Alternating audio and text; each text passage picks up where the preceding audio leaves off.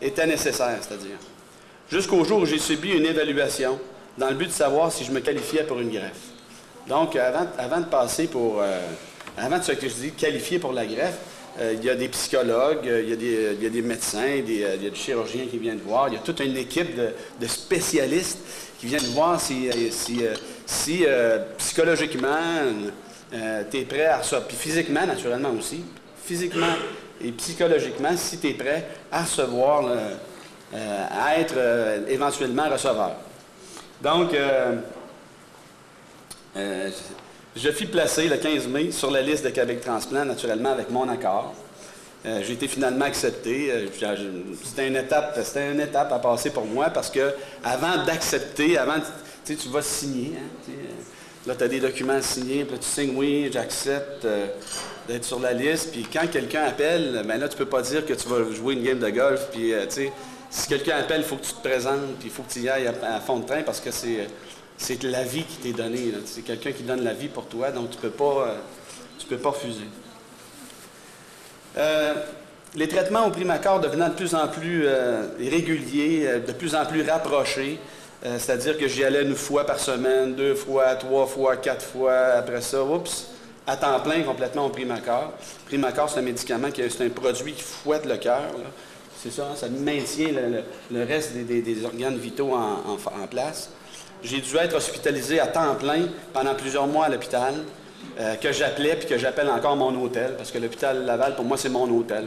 Je me disais, bon, ben voici mon hôtel, là, je suis bien à l'hôtel, j'étais comme le Château Frontenac, j'ai mon condo, la vue sur les Laurentides, puis j'ai été chanceux aussi d'avoir une chambre tout seul vers la fin de mon séjour pour pouvoir pleurer en toute intimité, pour pouvoir crier en toute colère, pour pouvoir m'exprimer, dessiner, etc., etc., etc., avoir des gens à manger dans ma chambre, etc. Il est devenu un moment où il était trop risqué pour moi de recevoir une greffe parce que mes pressions pulmonaires étaient trop élevées et parce qu'une trop longue période d'attente avait déjà passé. Il n'y avait pas de donneur en vue. Ma condition générale n'allait pas très bien. Mes reins non plus n'allaient pas très bien. Donc, ça m'a donné un boost qui a poussé ma détermination à rester en vie là, de plus en plus forte. Tu sais, des fois, on se demande, tu sais, on a une mauvaise nouvelle, mais cette mauvaise nouvelle-là, moi, ça m'a donné contrairement à ce que beaucoup de gens pensent, ça m'a donné un boost là, pour continuer. Alors, une décision cruciale s'est imposée à moi. Est-ce que je prends un très, très grand risque pour faire installer un appareil d'assistance ventriculaire, qui est le cœur mécanique Novacor qu'on avait choisi? Ou est-ce que je reste tout simplement à l'hôpital en attendant de voir ce qui va se passer? Peut-être que je vais avoir un donneur ce soir, mais si je suis greffé avec mes pressions pulmonaires, le succès de la greffe devenait trop risqué, etc. Donc, je me souviens, un samedi matin, j'ai fait venir toute ma famille, mes enfants, mes frères qui sont très importants pour moi, ma femme qui est mon ventricule gauche, comme je le mentionnais tantôt, et le Dr Doyle et toute l'équipe de transplant. Puis on a pris une décision, tout le monde ensemble, puis on a évalué les pour, les contre, puis c'était vraiment l'appareil d'assistance ventriculaire qui a été retenu comme choix. Donc, on m'a implanté avec succès en janvier 2002 le cœur mécanique qui, par son fonctionnement, redonna la vigueur et la vie à tous mes organes vitaux. C'est-à-dire que ça a été automatique. Je pense qu'ils ont posé mon cœur mécanique. Je me demande si c'est pas une demi-heure après que mes pressions pulmonaires avaient descendu. Hein? Ça se peut, hein? Donc, c'est ça qui est arrivé. Pas longtemps après, j'écoutais les séries du Super Bowl à la télévision, j'écoutais le basketball, je marchais partout dans l'hôpital, je me replaçais, je me remettais... puis mes autres organes, mes reins, mes poumons, il n'y avait quasiment plus de jus dans mes... Plus de jus, c'était plus d'eau dans mes poumons. Il y avait quasiment plus d'eau dans mes poumons. Donc, ça allait très bien, ça allait bien. Par contre, souvent, j'envoyais des emails, puis je disais « René, cœur de lion, Android 347 », je me sentais comme un robot, là, un peu, parce que je me souviens à l'hôtel, parce que moi, je voulais toujours partir de l'hôpital, je ne voulais pas rester. Fait que je restais à l'hôtel à Montréal, quand le Dr Doyle est venu m'installer ça là-bas avec le Dr Chicheri pour Royal Victoria. Je restais à l'hôtel, puis je descendais dans l'ascenseur pour aller déjeuner en bas au au Reine-Élisabeth, puis il y avait des gens qui étaient avec moi dans l'ascenseur. Puis là, j'avais dit, tu sais, le monde trouvait ça bizarre parce que ça fait quand même un bon bruit, là. Pas qu'un bruit important. Puis j'avais dit à tous ces gens-là, pour une blague, j'avais dit, c'est une bombe, tu sais.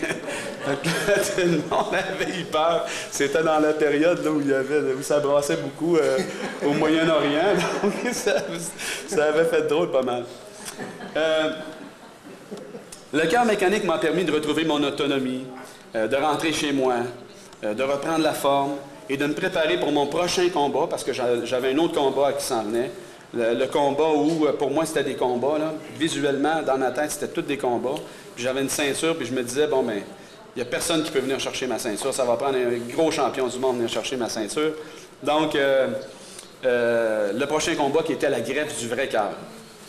Après 4 saisons avec mon appareil, parce que j'ai fait les 4 saisons, l'hiver, le printemps, l'été, l'automne, je les ai toutes faites. Puis après ces saisons-là, avec le cœur mécanique, presque un an en fait, Dr. Doyle, presque un an, j'ai eu le temps de faire du ski avec mon cœur mécanique. J'ai eu le temps de jouer au golf avec mon cœur mécanique. Je travaillais, je retournais au bureau, j'étais productif, je payais mes impôts. J'étais actif pour le don d'organes. Même avec mon grand ami George Marcello, on a marché à Québec, on a marché à Ottawa, on a marché à Montréal, justement pour promouvoir le don d'organes, pour sensibiliser la population au don d'organes. Une famille, une personne a posé un geste d'amour inconditionnel qui m'a permis de renaître à nouveau. Je vis grâce à ce don et je leur dois toute ma gratitude. C'est important de parler de son donneur parce que c'est sûr qu'il y a toutes sortes de mécanismes qu'il faut qu'on mette en place. Puis le système a toujours de la place pour l'améliorer puis pour le fine-tuner, excusez-moi l'expression anglophone. Mais les donneurs sont tellement importants. Puis surtout les familles des donneurs aussi, parce que, veut pas, quand une personne est en mort cérébrale, la famille est là, puis c'est la famille qui décide. Même si on signe la carte, si la famille n'est pas avisée, c'est la famille qui décide.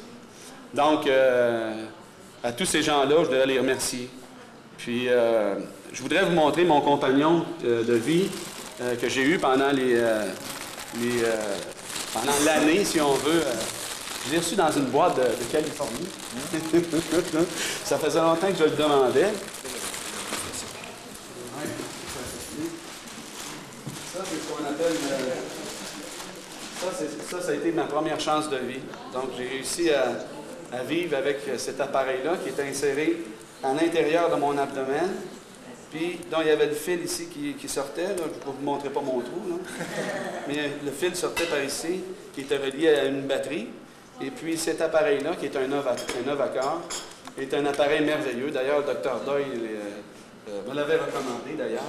C'est un appareil merveilleux qui permet d'avoir énormément d'autonomie, qui permet d'avoir énormément de mobilité, puis qui permet aussi de réduire le risque d'infection. Et qui permet aussi au patient de retrouver son environnement, de retourner chez lui, de voir sa famille, d'être près des siens, de retrouver des activités dans le quotidien, etc.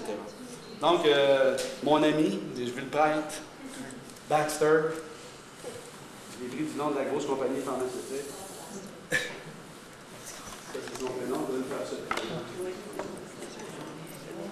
Ah ben, malheureusement, c'est un appareil très coûteux. C'est de l'ordre de 150 000 $ pour chaque Québécois qui porte cet appareil. Dans le cas ici de René, c'est autour de 200 000 $ que ça a coûté parce que les batteries, après 6 mois, il faut les changer. C'est 35 000 $ de batterie. C'est un cœur très fiable. Les gens, ça fait 5 ans qu'ils sont sur ce cœur. Alors, il ne se détériore pas trop. Il y a des gens qui ont refusé la greffe cardiaque, qui ont voulu rester sur ces cœurs, parce qu'on ne parle plus de médication, parce qu'on peut régler les débits cardiaques, les pressions artérielles facilement. Alors, on élimine les médicaments anti-rejet. C'est malheureusement très dispendieux. Très dispendieux. Et en passant, à l'hôpital Laval, ici à Québec, on a le programme Novacor, il est disponible. Hein, alors, il y a d'autres cœur moins dispendieux qui sont des Thoratec. C'est de l'ordre de